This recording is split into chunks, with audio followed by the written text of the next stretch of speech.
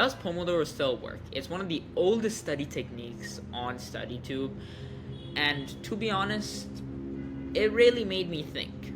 But before I get ahead of myself, the idea of making this video in the first place came when I found a specific something from 2 years ago on my Notion, second brain, whatever. Okay, it was this document talking about why Pomodoro works. Avoid this. Okay, so let's quickly read it and let's highlight a couple points. Pomodoro does not work very well because it does little something called getting you out of the state of flow.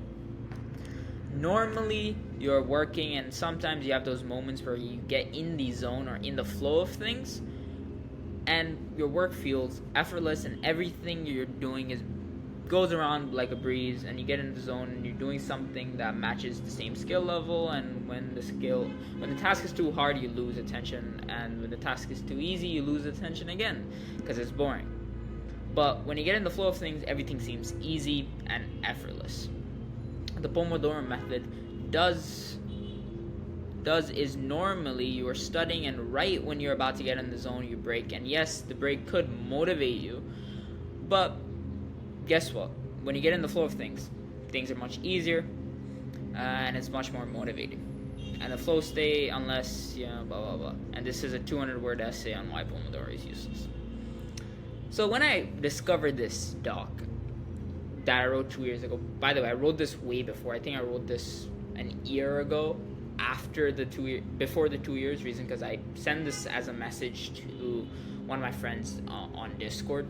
And I thought it was good, so I saved it on my notes. And then, anyways, I'm over-explaining.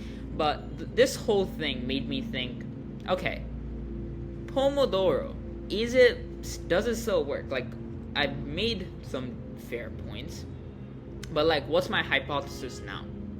After legit 2 more years of intense research and literally becoming a learning coach. Like, I post YouTube videos about how to learn better, how to learn more efficiently, and I legit have a coaching program as well as a free Discord just about how to study better, like how to take back control of your life and like study less. Like, what's my hypothesis now? Which is yes and no. It works and it also doesn't work. You might be like, okay, what you on about? Aren't you meant to have a much more clear hypothesis after 2 years of research than like 2 years ago you gave me a straight answer. Now you're giving me a yes and a no. Let me quickly break this down, okay? Why did I say yes and a no? Why can it work and why can it not work? So let's start with a no because it's easier. It's no because all of the reasons I mentioned right over here, they're still true. Like, none of these none of these changed. It's still not a very good study technique for, I guess, not study technique, a method to get in the flow. Like, to get inside the flow of things, Pomodoro is horrible. And yes, the breaks motivate you, and it's easy to do better things in the flow. Like, all the points over here stand by. I stand by everything here. 2 years ago, me was fucking smart. And everything over here proves back to the points of why Pomodoro doesn't work.